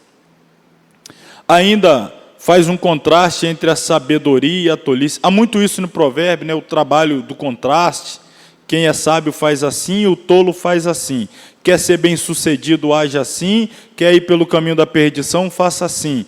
Quer chegar, ter uma família, um lar abençoado e feliz, age assim. Quer destruí-lo, age assim. A mulher sábia faz assim, a tola faz assim.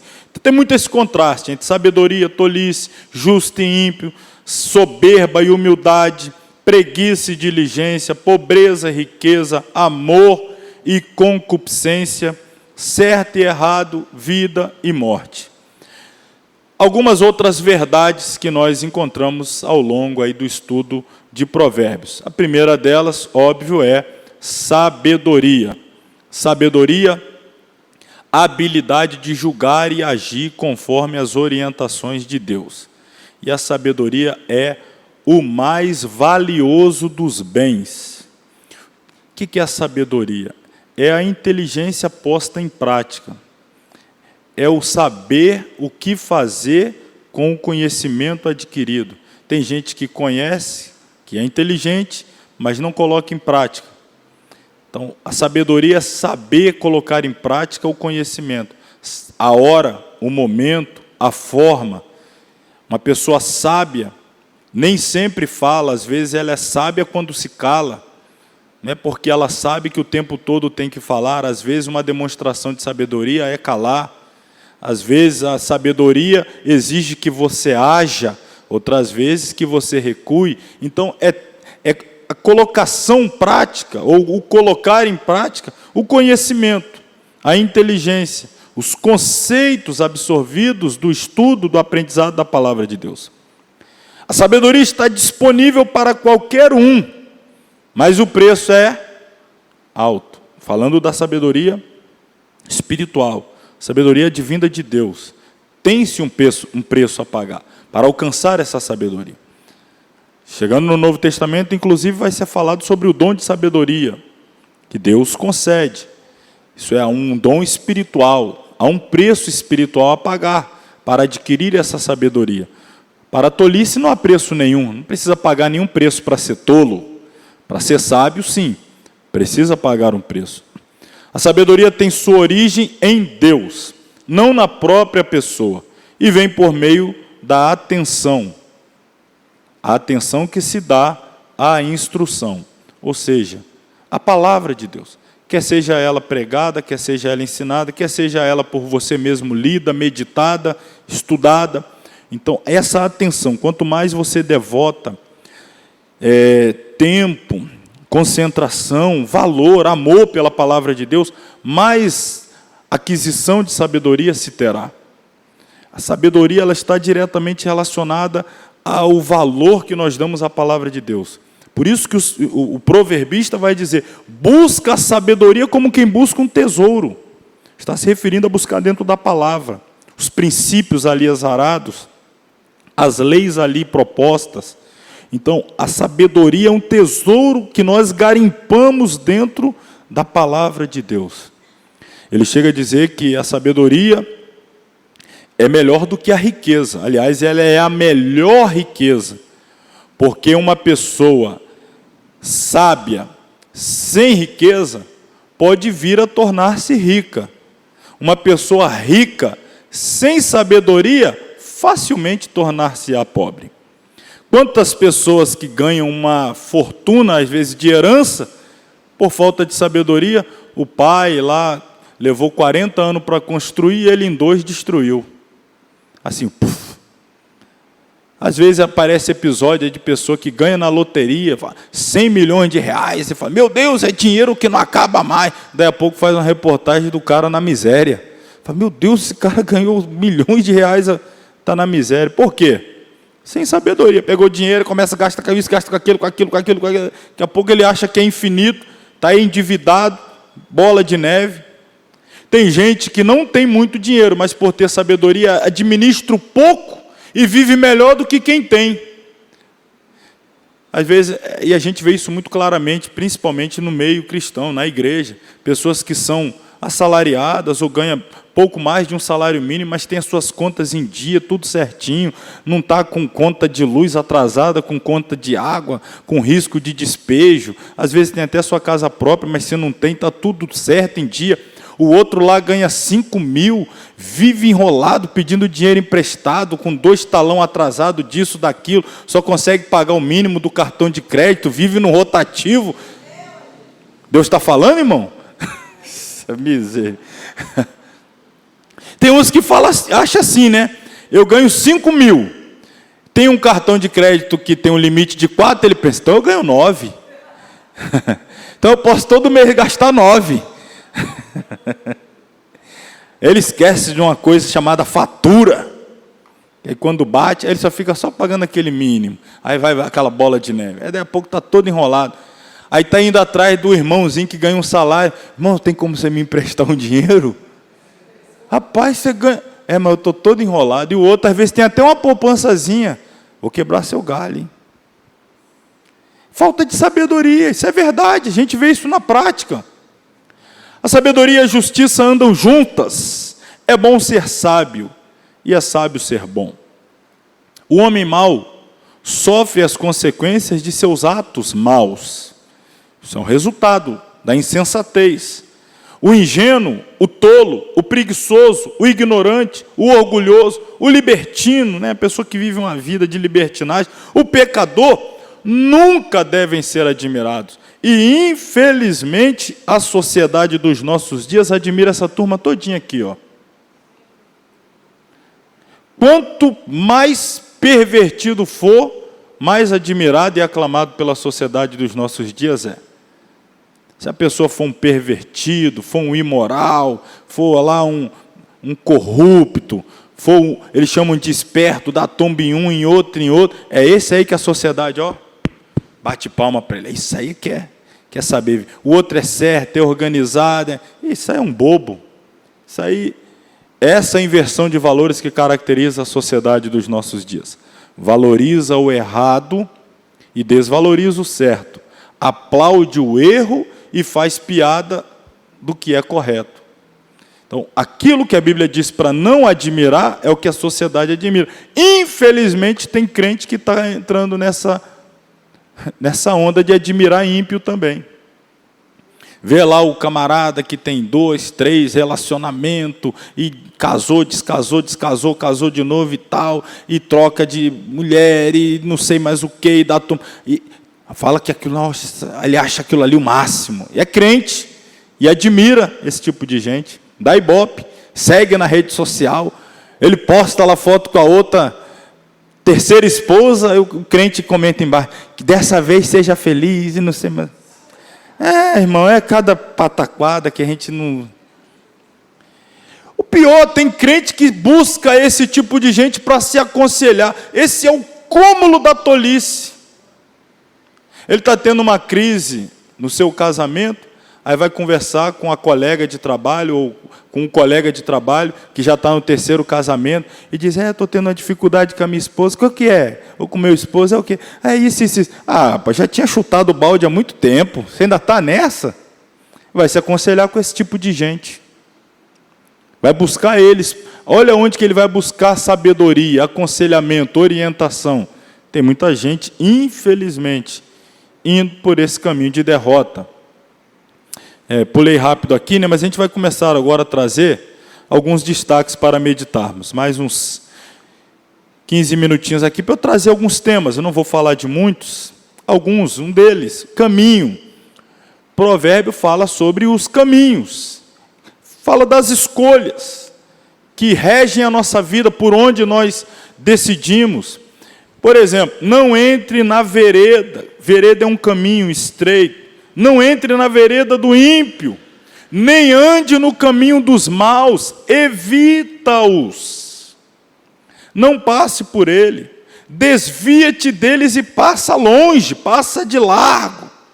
Pondera, avalia, analisa, medita bem a vereda dos teus pés, o caminho que você está trilhando. Você fala das escolhas da vida, o que você quer para você, em quem você está se espelhando. Quem são os seus referenciais, trazendo para uma linguagem que se usa muito nos dias de hoje? E todos os teus caminhos sejam bem ordenados. A gente vive um tempo que existe um profissional, uma coisa assim, é difícil para mim compreender, mas existe o tal profissional chamado de influencer. O nome é bonito, né? Influencer. Qual é a profissão dele? Influenciar. Influência. E só gente, não é brincadeira não. E são influenciadores. Ou seja, tudo que ele faz reverbera, repercute, as pessoas repetem. Corta o cabelo curtinho e pinta de azul. Aí daqui a pouco você começa a ver um monte de gente com cabelo curto e azul. Você fala, meu Deus, o influencer fez isso, aí todo mundo fez. Começa a usar roupa toda rasgada, um usou, e daqui a pouco você fala, meu Deus, multiplicou a quantidade de mendigo na cidade. Todo mundo andando com roupa rasgada, não, é um influencer. Aí todo mundo vai atrás. E assim vai, as coisas mais ridículas, absurdas, um faz, todo mundo faz. Um faz, todo mundo faz. Eu li outro dia desse, não me recordo exatamente quem que escreveu, mas achei interessante. Ele disse que só existe na sociedade atual os influencers porque existe os idioter. Tem que ter o consumidor. Para ter o influencer, tem que ter o idioter.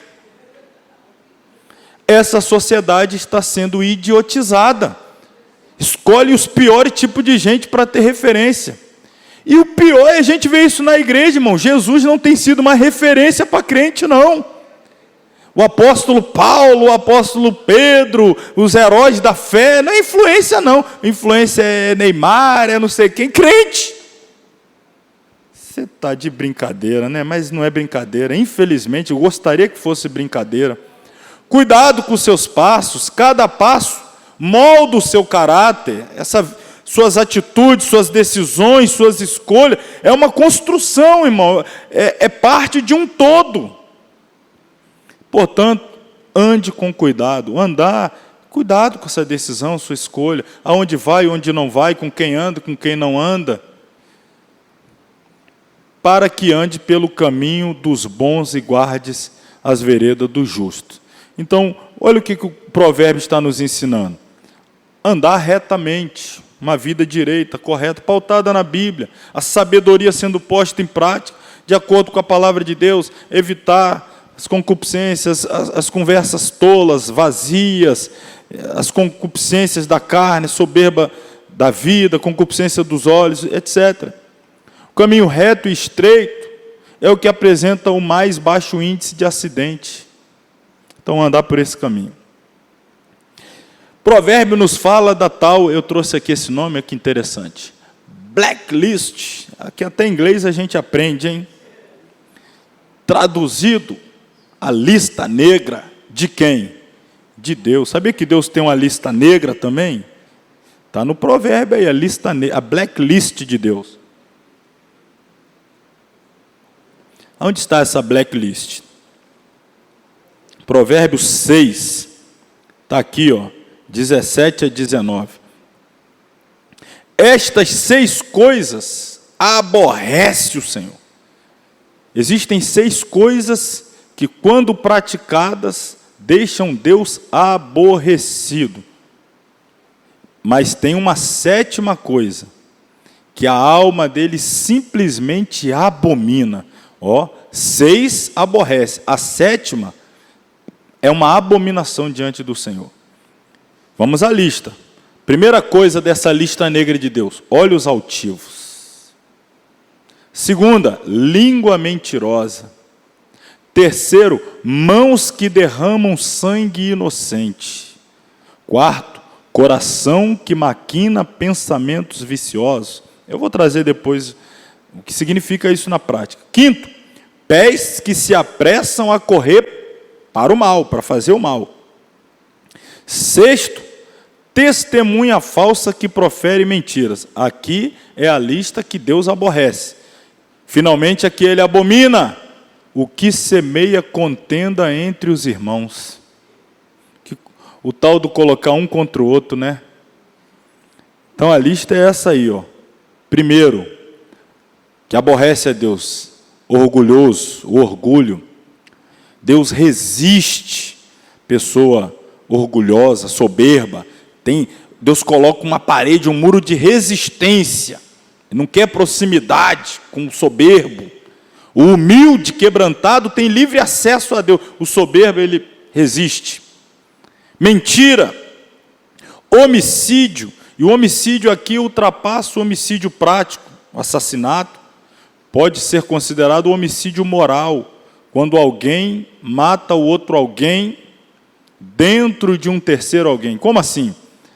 Uma pessoa A tem uma certa admiração pela pessoa B, e eu começo a falar mal da pessoa B para A. Eu estou matando ela dentro da outra, cometendo um homicídio moral, fazendo com que essa aqui simplesmente tenha outra como... deixa de ter relacionamento, proximidade, aquela pessoa como se tivesse morrido para mim, aquela expressão, é como se ele morresse para mim, porque alguém matou a idoneidade, o caráter, a vida daquela pessoa. Isso é um assassinato, um homicídio, engano, maldade, contenda, e finalmente o que Deus simplesmente abomina é o semeador de discórdia. É o que chega no irmão, fala: irmão, você soube o que o... Vou usar nomes hipotéticos aqui, João e José. Chega lá no João: João, você soube o que o José falou de você? José falou com você isso, isso, isso. Não brinca, falou isso de mim, falou. Mas ele não sabe que ele é isso, isso, isso, não? Calma aí. Ô José, você não sabe o que o João falou de você? Ele disse que você isso... Falou mesmo? Falou. Então volta lá e diga para ele isso. Mas é agora mesmo que eu vou lá. Aí vai, rapaz, ele falou isso e isso, então você volta lá, estou voltando agora, e vai. Aí daí a pouco, é aquele famoso, fica de fora, né, para ver o quê? Para ver o circo pegar fogo, né? E aí quando o circo está pegando fogo, sabe onde ele corre? No gabinete pastoral. Pastor, o senhor já soube o que está acontecendo entre o José e o João? Ah, pastor, se eu fosse o senhor, eu agia energicamente, disciplinava os dois. Irmão, graças a Deus que esse tipo de coisa só acontece nas igrejas da Turquia, das Ilhas Maldivas, e se eu não me engano também lá para o lado da Indonésia existem alguns casos de eventos dessa natureza.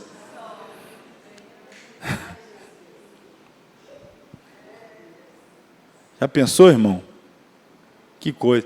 E Deus está vendo, Deus está vendo, Deus está vendo. Deus abomina. Tem pregação que faz isso.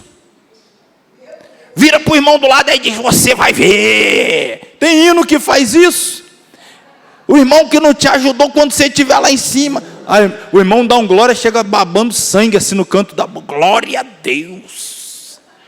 Cheio de ira. Plantada, semeada pelo outro. Semeou a discórdia, semeou a ira. Deus abomina, irmão, essas coisas. Temos que ter cuidado. Cuidado. Domínio próprio.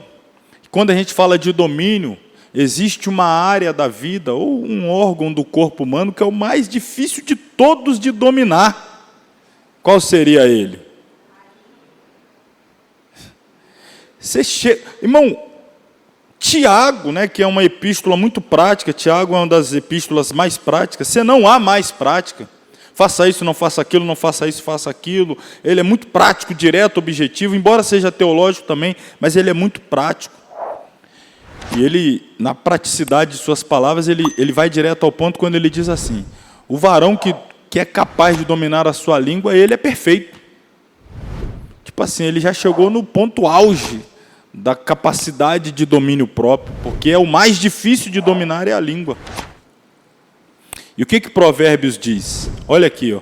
O que guarda a boca e a língua, guarda das angústias a sua alma. Quantas angústias a nossa alma está sofrendo? Culpa dessa abençoada aqui, para não dizer outra coisa. E aí a alma está lá sofrendo. Todos nós, irmãos, se formos sinceros, já falamos alguma coisa que nos arrependemos de ter dito, magoamos alguém, ofendemos alguém. A maioria das vezes, pessoas que amamos, mas falamos fora de hora, de forma irrefletida, no calor do momento, dominado por uma emoção forte, a qual não poderíamos, hipótese alguma, permitir que dominasse a língua. A gente falou, feriu a esposa, o marido, o filho, o pai, e aquilo traz dentro de você uma dor na alma. Meu Deus, por que eu falei aquilo? Por que eu deixei aquilo sair da minha boca? E aí o proverbista está dizendo, se a pessoa, na hora que dá vontade de falar, ele já poupou a alma de um sofrimento. Deu vontade, já poupou de 2. E assim vai poupando a alma de angústia, de sofrimento, de situações complicadas. E quanto está todo enrolado, quantos? Porque não consegue conter a língua. Conheço gente, irmão, que o prazer dele parece falar mesmo dos outros. A profissão dele é divulgação aleatória da vida alheia. Sei lá, criar uma... O negócio dele é falar, fulano é isso, fulano é aquilo, fulano é aquilo. Depois que ele já falou de todo mundo que está aqui dentro, já falei desse, já falei de todo mundo. Quer saber de uma coisa? Eu também não presto mesmo. Tem mais ninguém para falar. Eu também não valho nada mesmo. Eu falo até dele mesmo. Quantas angústias. A língua bem guardada, olha aí, contribui para a alma serena. Olha que bênção. É só conter a língua bem guardadinha dentro da boca. O proverbista, ele chega a dizer o seguinte, que há certas situações que, se você ficar calado, até por sábio você se passa. Você está lá numa roda com 10 pessoas, 8, 5, 6, todos sábios, e começa a falar de assuntos de alta complexidade, e você está ali só assim, ó. No final, você se passa por sábio também, mas se abrir a boca, você estraga tudo. Mas se você ficar com a boca fechada, você se passa por sábio também. Fala lá, o varão lá na roda dos doutores, lá, ó, e eles falando, e você só... Você está lá, aí quem passa e vê, fala, o camarada é sábio também, está no meio ali só dos sábios, é porque não abriu a boca, porque se abrir...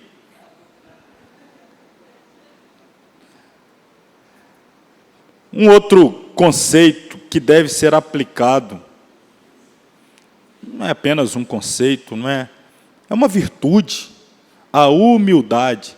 E aqui, irmãos, a humildade, irmãos, está em falta nos nossos altares, nas nossas igrejas. Eu acho lindo demais esse provérbio aqui, 27:2. Louve-te o estranho, e não a tua boca, o estrangeiro, e não os teus lábios. O que ele está dizendo? Se for para receber elogio, que seja de outro. As outras pessoas devem falar de você, porque é feio demais o autoelogio.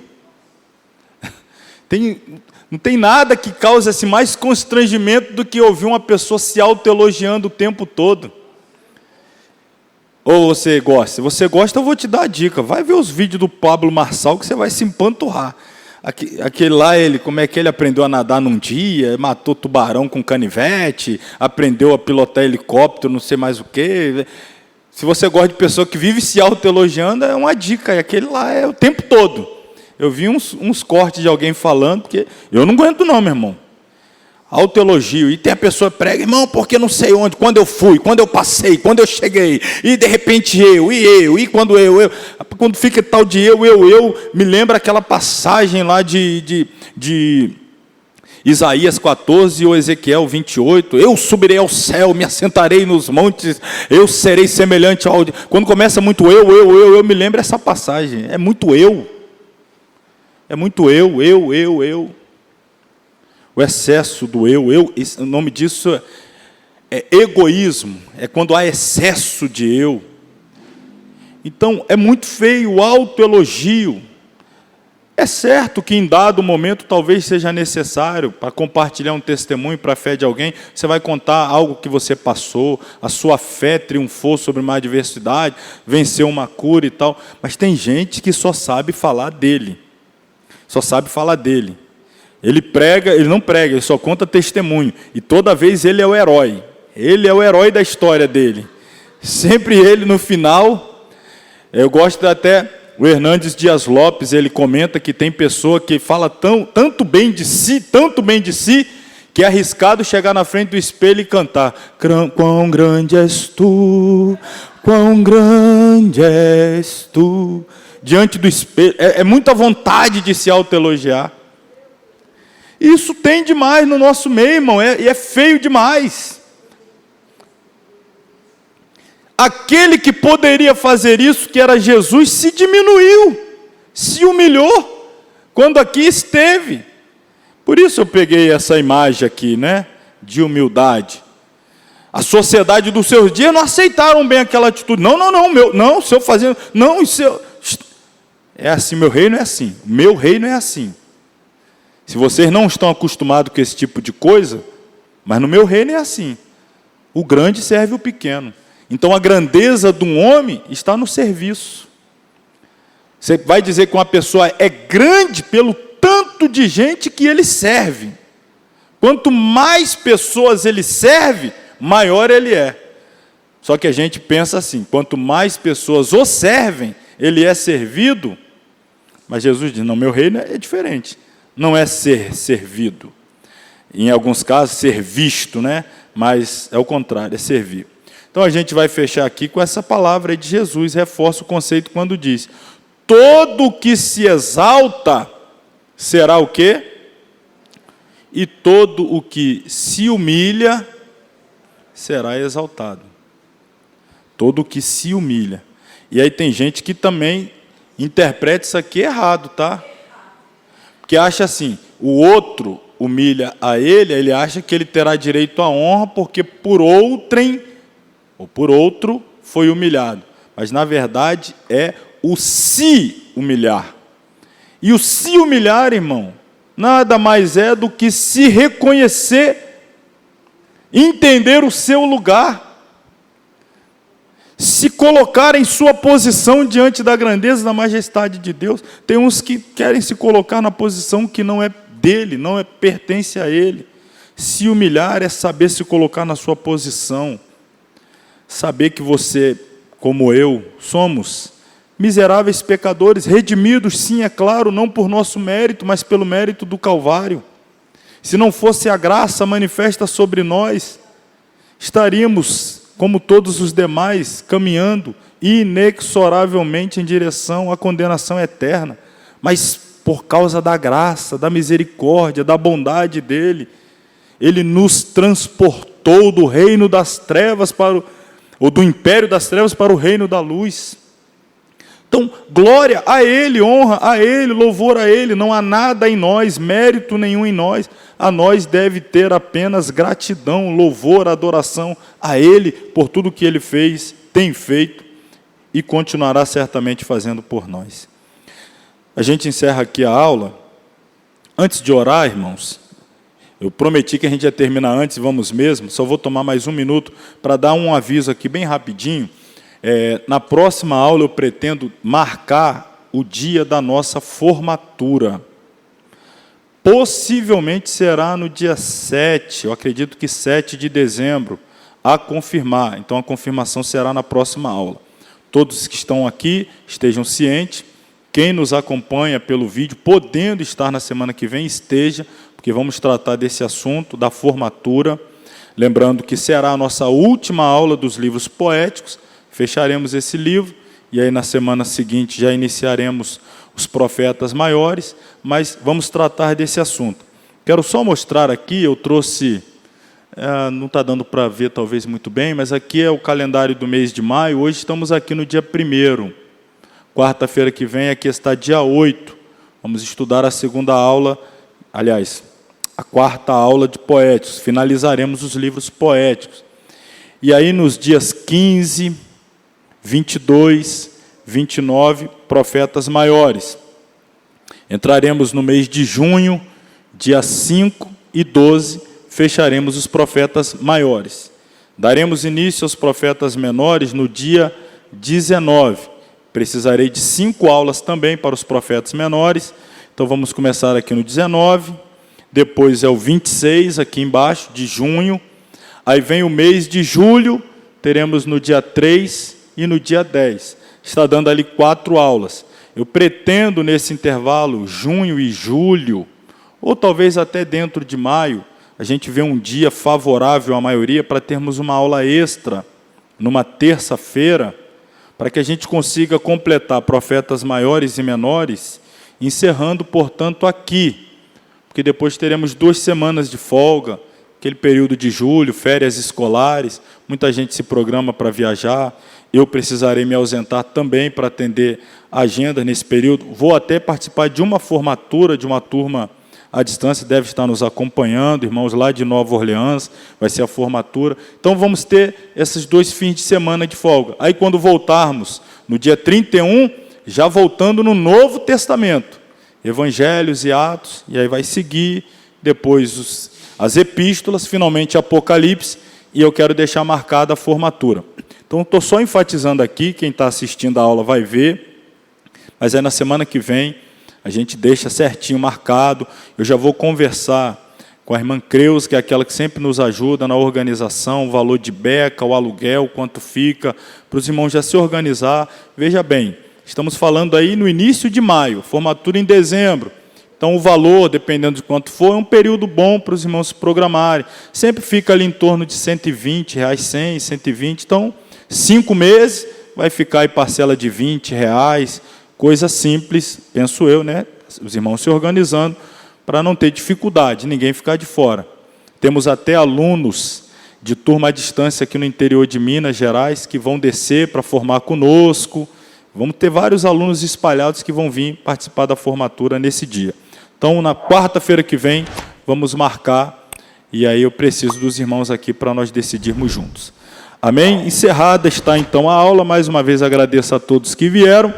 Semana que vem finalizaremos. Vou sortear um livro sobre provérbios, para quem estiver presente. Vamos marcar a data. Então, não perca a aula da próxima quarta. Nos coloquemos sobre os pés para orarmos. Querido Deus e Pai, ao Teu nome uma vez mais, glória, honra e louvor. Obrigado pela aula desta noite, pelo aprendizado encerrado nos Salmos e também aqui em Provérbios. Já pedimos a bênção sobre a próxima semana, se até lá o Senhor não retornar a buscar a sua igreja, que tenhamos aulas abençoadas sobre os livros de Eclesiastes e Cantares. E assim a jornada até o fim desse curso, o qual se aproxima, tendo a bênção do Senhor sobre as nossas vidas. Leva-nos em paz aos nossos lares, dê-nos um fim de semana abençoado, guardado e protegido pelas Tuas mãos. É a nossa oração em nome de Jesus. Que o grande amor de Deus, o nosso Pai, a graça do Senhor Jesus Cristo, a comunhão e a consolação do Espírito Santo, seja com todos que amam e aguardam a volta de Jesus. Todos digam amém. Deus abençoe a todos, vão em paz em nome de Jesus.